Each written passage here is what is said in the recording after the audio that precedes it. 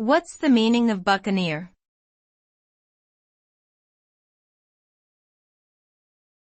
Buccaneer.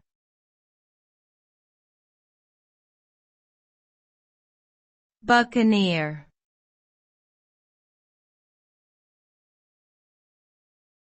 Buccaneer.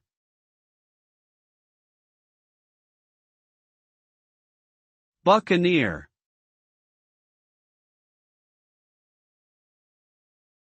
The term buccaneer refers to a pirate or privateer who operated in the Caribbean during the 17th and 18th centuries.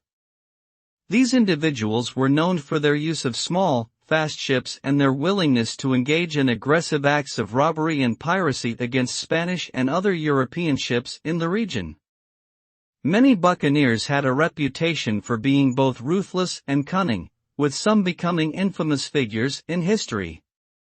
While piracy is often romanticized in popular culture, it was a dangerous and illegal activity that often resulted in severe consequences for those involved.